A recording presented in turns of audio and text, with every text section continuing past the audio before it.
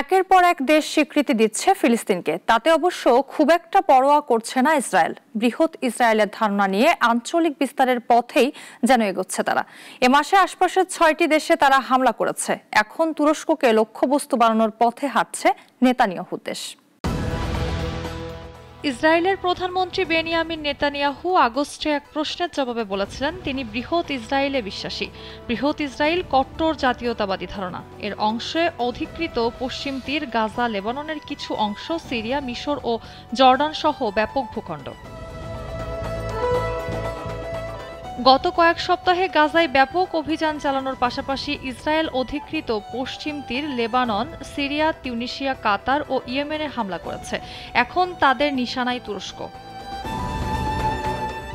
তুরস্কের পররাষ্ট্রমন্ত্রী হাকান ফিদান এ ধারণাকে আঞ্চলিক বিভাজন ঘটাতে চাওয়া হিসেবে দেখেন। তার মতে, জায়নবাদী নীতি প্রতিবেশীদের দুর্বল করে দিতে চায়। ইসরায়েলের ডানপন্থী গঠনগুলো তুরস্ককে পরবর্তী লক্ষ্য হিসেবে চিহ্নিত করেছে। তবে তুরস্ক ন্যাটো সদস্য হওয়ার পরিস্থিতি জটিল। তবে বিশ্লেষকরা বলছেন, সম্ভাব্য হামলা থেকে সুরক্ষা পেতে ন্যাটো সদস্যদের উপর ভরসা করা তুরস্কের জন্য উচিত কাজ হবে না। এদিকে জাতিসংঘ সাধারণ পরিষদের অধিবেশনের আগে ফিলিস্তিনকে স্বাধীন ও সার্বভৌম রাষ্ট্র হিসেবে স্বীকৃতি দিয়েছে যুক্তরাজ্য, অস্ট্রেলিয়া ও কানাডা। প্রতিশ্রুতি অনুযায়ী একই পথে হাঁটল ইউরোপের আরেক দেশ পর্তুগাল। আর ফ্রান্স, লুক্সেমবার্গ ও মাল্টা আগামী সপ্তাহে জাতিসংঘের অধিবেশনে ফিলিস্তিনকে স্বীকৃতি দেবে।